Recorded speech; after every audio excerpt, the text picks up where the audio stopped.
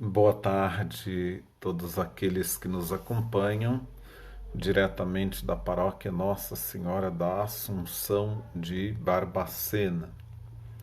É uma alegria tê-los aqui conosco e espero que chegue a todos os coordenadores de pastorais e movimentos da nossa paróquia da Assunção.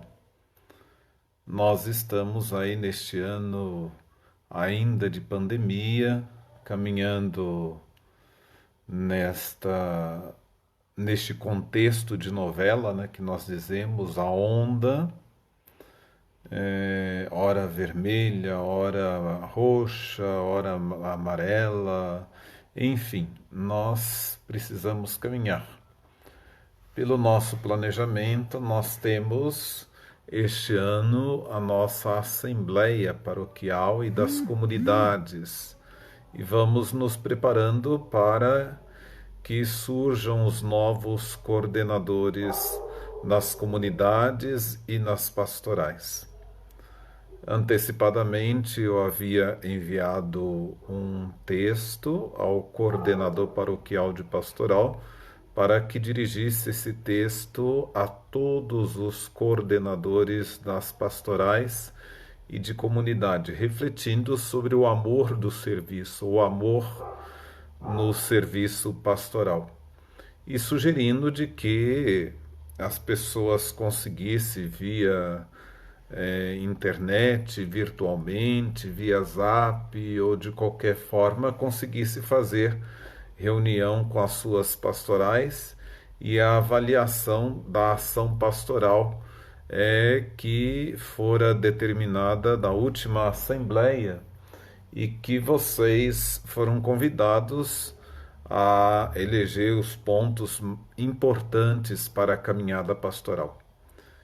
Tendo em vista isso, vocês elegeram aí esses pontos de referência para a caminhada pastoral, caminharam no esforço de colocar em prática nas suas pastorais, nos movimentos, nas comunidades. Então eu sugiro aí que cada pastoral, cada movimento faça a sua avaliação do trabalho pastoral dentro daquelas perspectivas da ação pastoral que vocês escolheram na Assembleia, os pontos positivos, os negativos e sugestões de trabalhos para os próximos anos, né? Bem como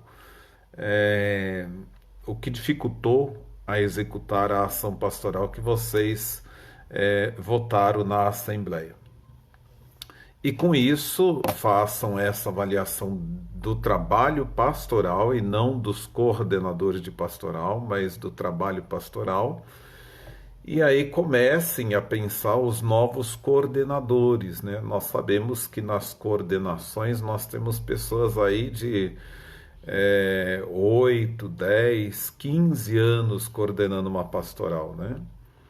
É bom que a gente tenha em mente o seguinte: primeiro, se existe uma pastoral, um grupo de pessoas que estão ali responsáveis para dinamizar a pastoral do dízimo, pastoral familiar, pastoral do batismo, evidentemente estão conscientes de que a coordenação não vai ficar sobre o comando de uma pessoa ou duas pessoas para o resto da vida. Se existe a pastoral, evidentemente existem pessoas que estão aptas a coordenarem, a substituírem essas coordenações. E é importante que elas estejam abertas para a coordenação, né?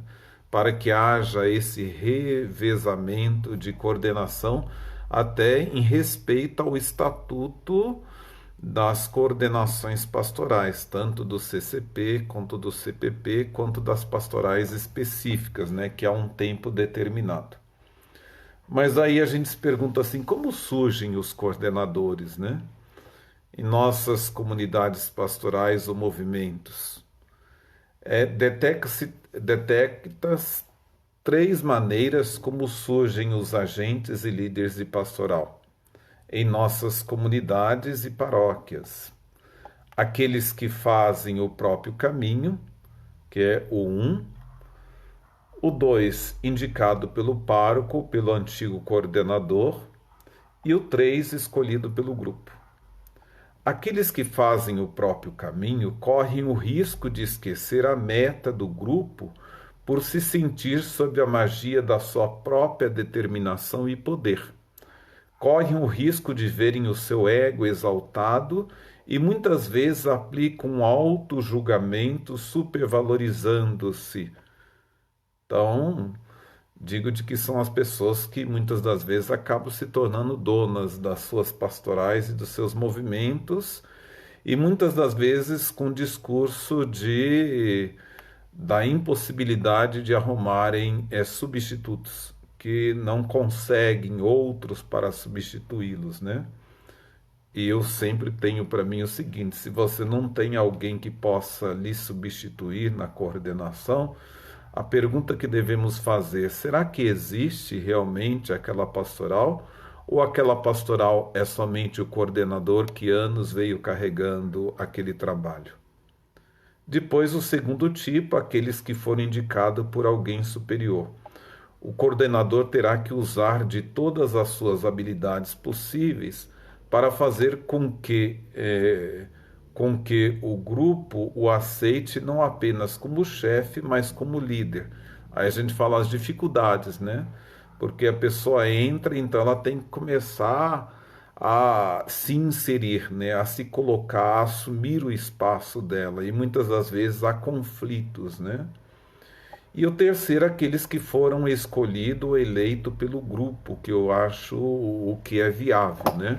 Algumas funções que são de responsabilidade da nomeação do pároco, como o tesoureiro, que é cargo de confiança, é o padre que precisa convidar outra pessoa, e também o secretário do conselho, né, o secretário paroquial, que também tem que ser cargo de confiança, né? Evidentemente não tenho tido dificuldades, mas há um tempo também do tesoureiro na coordenação, né? E é preciso que se respeite esse tempo. Então, quem tem a responsabilidade de trocar o tesoureiro, na verdade, é o próprio padre que tem que apresentar, quando vencido o tempo daquela equipe, ele deve nomear outro tesoureiro. Bom, o terceiro grupo são aqueles que foram escolhidos ou eleitos pelo grupo, né? Este é o caso ideal. O grupo reconhece a pessoa, seu valor e sua capacidade. Então são pessoas que foram eleitas, né? Que são reconhecidas, que estão envolvidas, inseridas, né? Aí eu falo assim, depende do coordenador inserir essas pessoas no contexto da pastoral. Há muitos coordenadores que são coordenadores, mas trazem tudo para si. Então não tem coragem de partilhar. E eu acredito que seja pelo motivo do medo, do temor de perder o espaço, né? E o temor do outro acabar assumindo. Três classes de pessoa no mundo que nós temos. Segundo Nicholas Murray. Primeira, as que não sabem o que está acontecendo, que são muitos daqueles que assumem coordenação ou estão dentro das pastorais, mas que nem sabem o que estão acontecendo, né? Segundo, as que observam o que está acontecendo, elas só observam, né? E terceira, as que fazem com que as coisas aconteçam. Então são aquelas que conseguem liderar, que transitam tranquilamente no diálogo, na partilha, né? Contar com a boa vontade dos outros é uma arte e trabalho sério em termos de liderança cristã. Então, isso é importante que aconteça. Seja bem-vinda, Maria. Estou aqui trazendo algumas orientações para as coordenações da paróquia da Assunção. Daqui a pouco nós vamos trabalhar o tema liturgia em um outro programa, né? Mas essas orientações para a nossa paróquia da Assunção, tendo em vista o ano da Assembleia. Coordenar é a capacidade de fazer com que as coisas aconteçam. Então, olha que interessante, né? Coordenar é a capacidade de fazer com que as coisas aconteçam. Então, é interessante, dentro de uma paróquia eu tenho essa noção também. Eu acredito assim, as coisas acontecem quando há uma junção, né? Nós estamos trabalhando e penso que com as coordenações caminhando para o mesmo rumo. Mas é preciso que, sobre a orientação, um comando de alguém. Então, eu sendo pároco, eu preciso ajustar todos os coordenadores para que a gente caminhe e consiga administrar tranquilamente. Por isso que eu trago as responsabilidades, né? Eu tenho alguma coisa de pastoral familiar, vou tratar com o coordenador da pastoral familiar. E aí ele vai tratar com a pastoral dele. Tem alguém, vou tratar com tal coordenador do batismo, do dízimo. E aí fica muito mais fácil na comunidade da mesma forma, né? Nós vamos trabalhar com aquele coordenador da comunidade. De repente alguém daquela pastoral passa por cima do coordenador, vem conversar com o pároco. Não, você converse primeiro com o teu coordenador para que, se houver dúvida, o coordenador venha conversar comigo. Por quê? Às vezes, alguns assuntos que eu já trabalhei com o coordenador. Então, é muito importante que também o coordenador se abra a essa possibilidade, para que haja uma partilha. Por isso que a gente fala assim, é a capacidade de fazer com que as coisas aconteçam. Mas para que as coisas aconteçam é necessário que eu confie nos outros, né? Mas que também os outros estejam afinados comigo. Então é difícil dizer eu assumo uma paróquia, tem coordenações que estão aí há muito tempo e que assumem aquela postura já dita acima e não concordam com as novas orientações, não concordam com a arquidiocese, não concordam com o jeito administrativo do padre, mas está lá na coordenação. E muitas das vezes a coordenação se torna um meio de contra-testemunho, porque ao invés de evangelizar, as reuniões são justamente para dizer o tanto que elas estão descontentes, desagradadas com relação à nova liderança da paróquia. Então para que assumir a coordenação, se ela não tem essa capacidade de fazer com que as coisas aconteçam, né? O coordenador competente, ele tem conhecimento, que é o saber, tem a capacidade de saber fazer e o comportamento ele sabe ser. Então, há essa questão, né? O conhecimento de saber ter um contexto de uma pastoral orgânica, de paróquia, de sintonia com a forania, com a região, com a arquidiocese, e afinado com o pároco também que está à frente da paróquia, né? A capacidade de fazer, de saber e de fazer acontecer, né? Ele sabe liderar, ele assume o espaço, pois o espaço que ele não assume, os outros tomam conta. E o comportamento é de saber ser. Ser o quê? Ser competente, ser um bom coordenador. Há modelos a seguir, né? Busca o coração. A base está na formação da família cristã. A gestão é participativa. A liderança de pessoas. Avaliação com base no atendimento humano pastoral. Então ele tem essa busca o coração. Mas quando ele vê a questão quantitativa, não qualitativa, a base está na necessidade financeira da paróquia, né? Em querer adquirir, em querer ter, né? A gestão é diretiva, o gerenciamento das pessoas, avaliação com base nos recursos, né? Então, eu diria assim, quando ela busca o lado quantitativo, daí ela vive da aparência. Quando ela busca o lado qualitativo, ela vive da essência, né? São os modelos a serem seguidos. Então, para a maioria dos autores atuais, a liderança é a soma das habilidades conceitual, técnica e humana.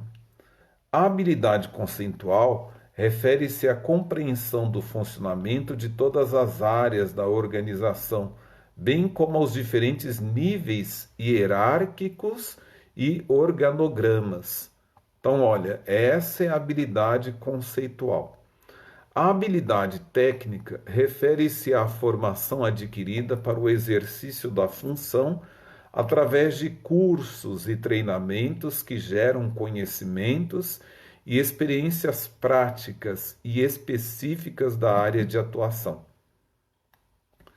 E a habilidade humana é a capacidade de trabalhar com pessoas em harmonia, compreendendo as atitudes individuais, sabendo ouvir, observar e conduzir a equipe a um ambiente motivador que permita alcançar resultados estabelecidos para a sua área de atuação. Do líder sempre se espera orientação para pessoas, atraindo e retendo para a organização competentes, comprometidos, motivados e eficazes, oferecendo o ambiente propulsor do desenvolvimento. É impossível passar por um líder sem se tornar melhor. Os líderes conscientes sabem do peso dessas responsabilidades que lhes cabem. Uma das características do líder secular é a autoconfiança. Por isso é preciso que a gente tenha essa autoconfiança, né?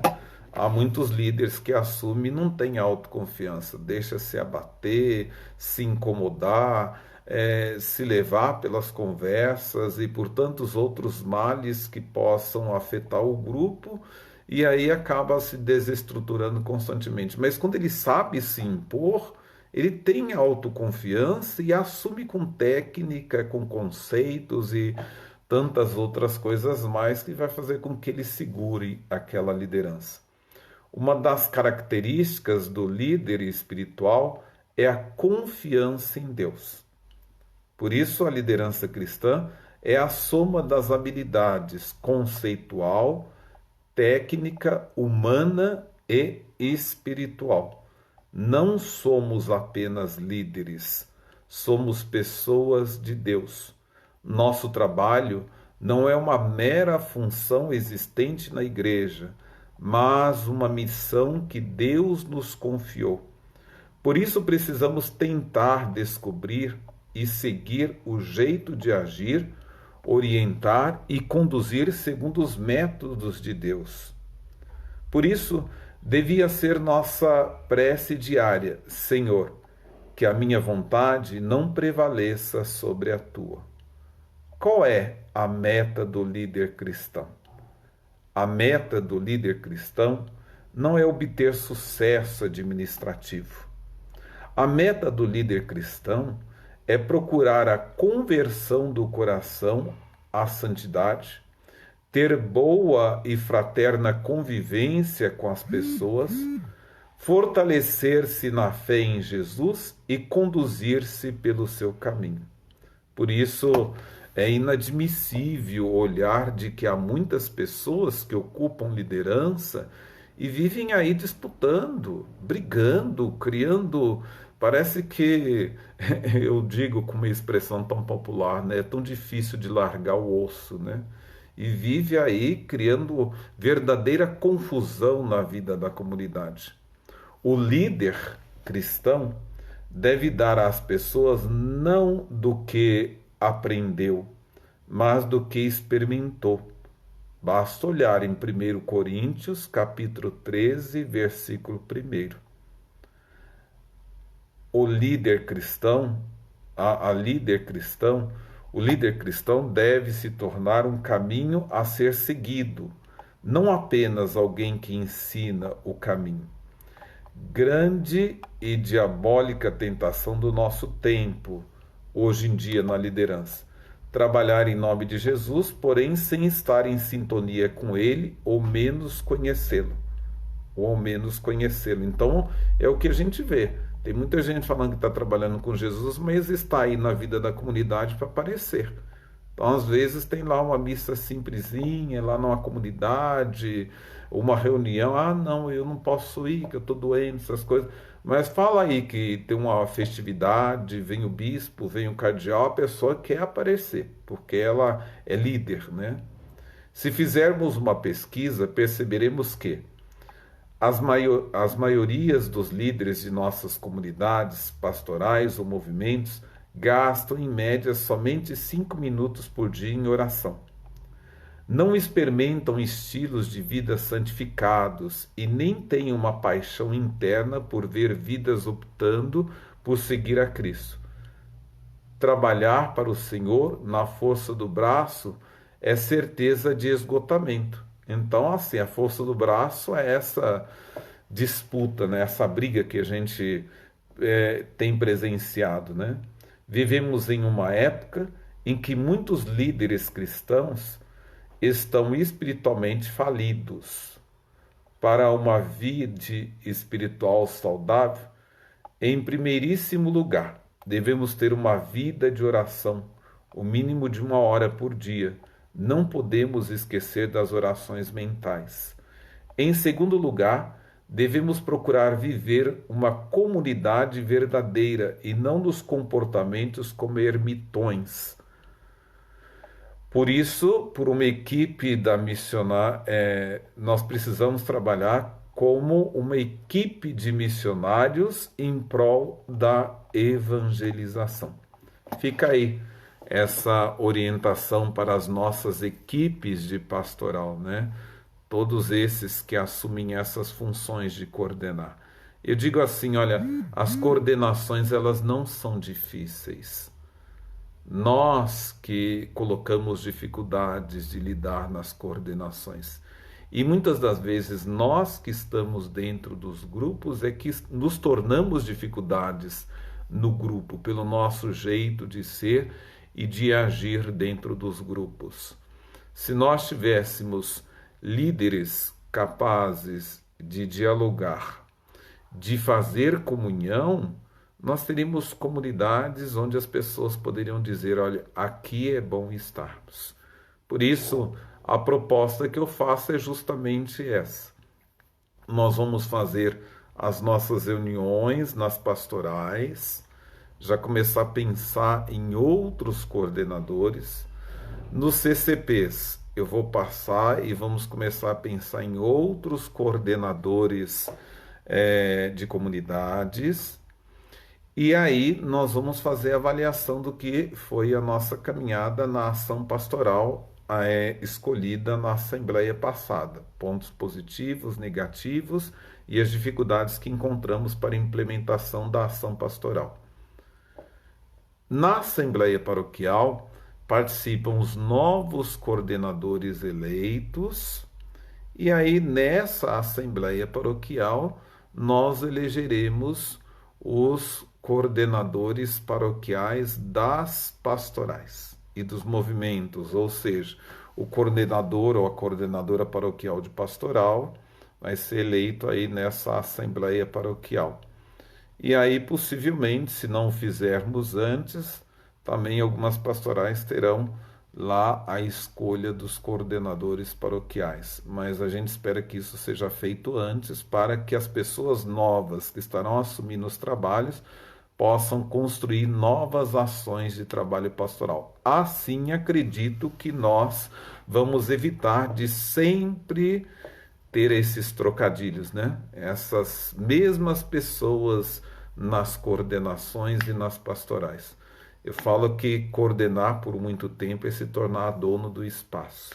Da mesma forma, ser padre por muito tempo dentro de uma paróquia é se tornar dono da própria paróquia, né? Eu acho que no máximo 6 anos, como determina o Código de Direito Canônico, é excelente para que se faça um bom trabalho dentro daquilo que são as perspectivas e abertura da própria comunidade, né? Se tivermos aí esses 6 anos, uma equipe boa, aberta ao trabalho, nós teremos bons avanços pastorais e administrativos. Se a gente tiver essas amarras de pessoas que vivem aí disputando e fazendo da coordenação pastoral uma politicagem, daí nós não vamos trabalhar. Pode vir assim Deus aqui na terra, Jesus aqui na terra, para assumir determinada paróquia ou coordenação. Se há pessoas que empacam, olha, é preciso muito milagre para que Deus desencalhe tantos corações endurecidos e que estão aí à frente das nossas pastorais e movimentos.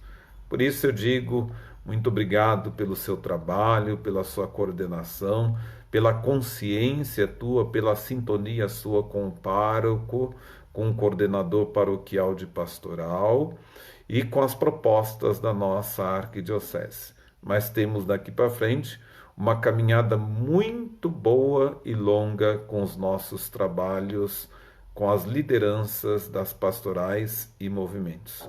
Bom trabalho a todos e obrigado.